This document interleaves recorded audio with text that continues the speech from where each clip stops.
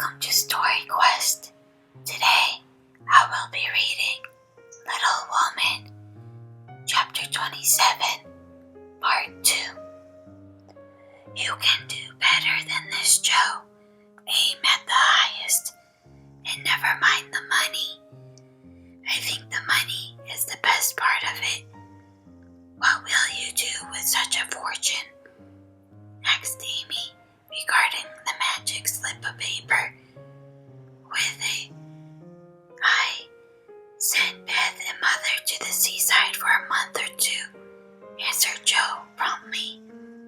To the seaside they went, after much discussion, and though Beth didn't come home as plump and rosy as could be desired, she was much better, while Mrs. March declared she felt 10 years younger, so Joe was satisfied with the investment of her prize money and fell to work with a cheery spirit, bent on earning more of those delightful checks.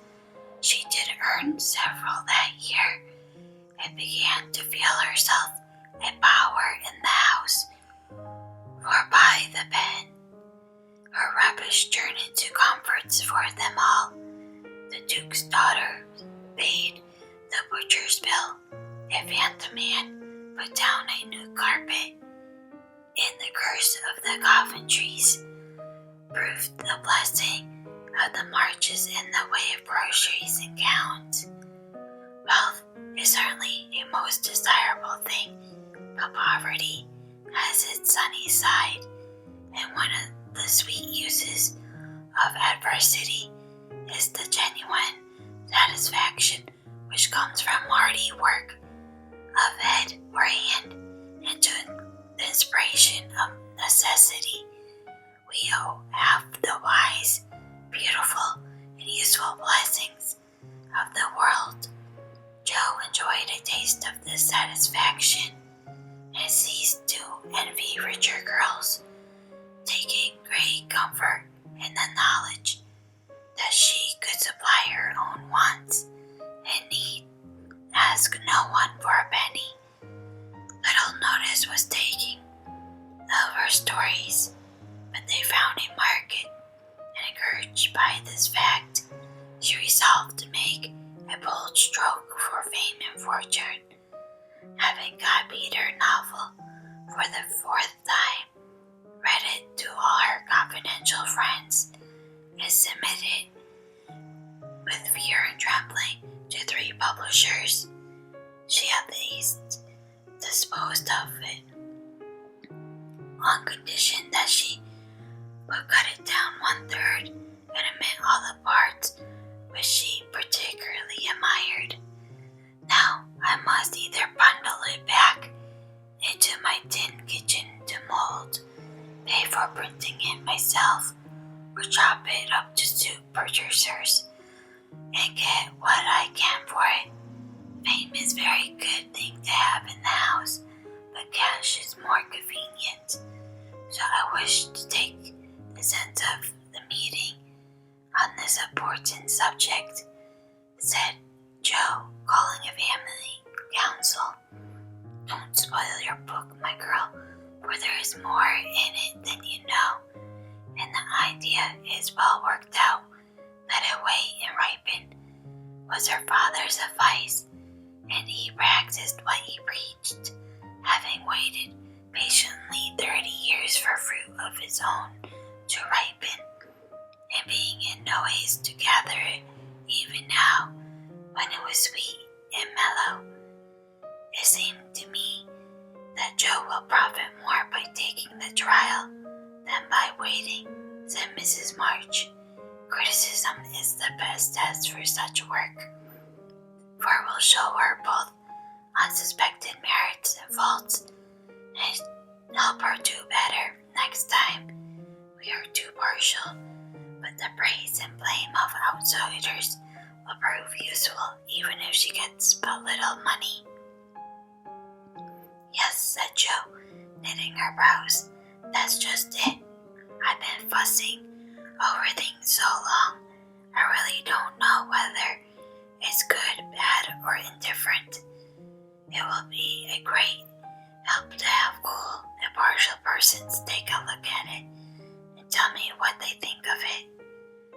I wouldn't leave a word out of it. You'll spoil it if you do, for the interest of the story is more in the middle than in the actions of the people, and it will be all a muddle if you don't explain as you go on, said Meg, who firmly believed that this book was the most remarkable novel ever written. But Mr. Allen says leave out the explanations, make it brief and dramatic, and let the characters tell their story, interrupted Joe, turning to the publishers. No, do as he tells you. He knows what will sell and we don't. Make a good, popular book and get as much money as you can. By and by, when you've got a name, you can afford to digress and have a philosophical and metaphysical people in your novels, said Amy, who took a strictly particular view of the subject.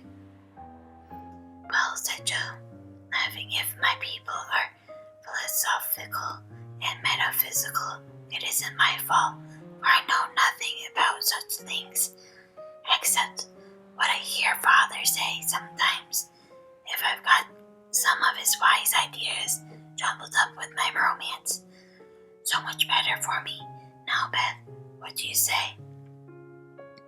I should like to see it printed soon, was all Beth said, and smiling in saying it, but there was an unconscious emphasis on the last word, and a wistful look in the eyes that never lost their childlike candor, which chilled Joe's heart for a minute with a forbidding fear, and decided her to make her little venture soon.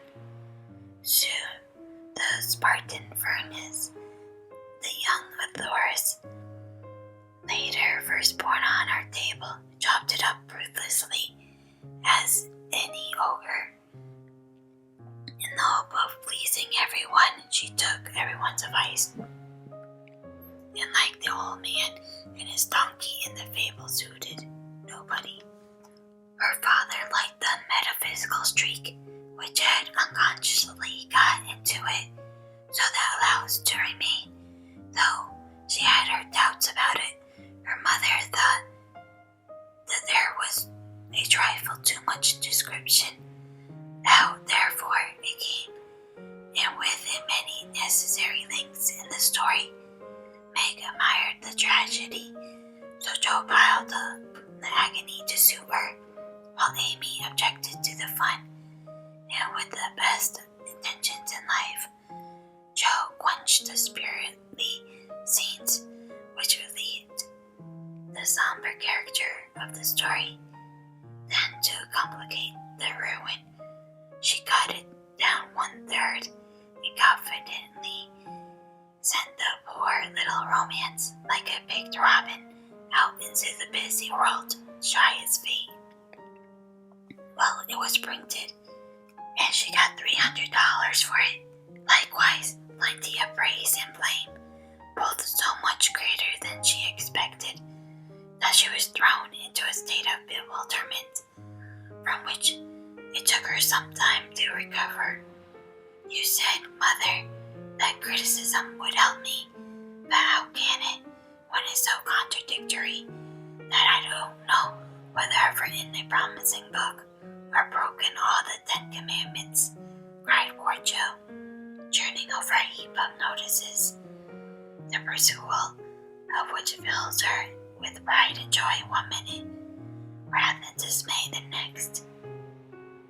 This man says, an exquisite book full of truth, beauty, and earnestness. All is sweet, pure, and healthy, continued the perplexed authoress. The next, the theory of the book is bad, full of morbid fancies, spiritualistic ideas, and unnatural characters. Now, as I had no theory of any kind, don't believe in spiritualism, and copied my characters from life, I don't see how this critic can be right. Another says it's one of the best American novels which has appeared for years. I know asserts that though it is original and written with great force and feeling, it is a dangerous book. It isn't. Some make fun of it, some overpraise, and nearly all insist that I had a deep theory to expound when I only wrote it for the pleasure and the money. I wish I'd printed the whole, or not at all, for I do hate to be so misjudged.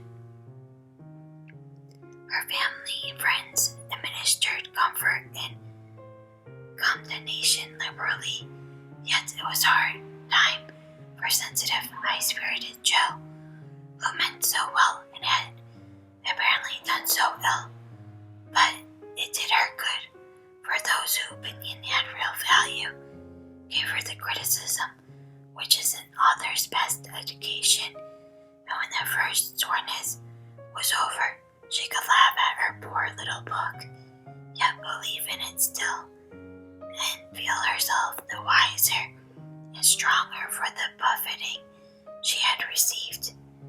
Not being a genius like Keats, it won't kill me, she said stoutly, and I've got the joke on my side after all, for the parts that were taken out of real life are denounced as impossible and absurd, and the scenes that I made up out of my own silly head are pronounced charmingly natural, tender, and true, so I'll comfort myself with that, and when I'm ready, I'll up again and take another. Thank you for watching. If you enjoyed this video, please like, share, and comment down below. And if you have not done so already, please subscribe and hit that bell notification for future videos. And when you get a chance, please check out my second channel and podcast called Viva Quest. Thank you.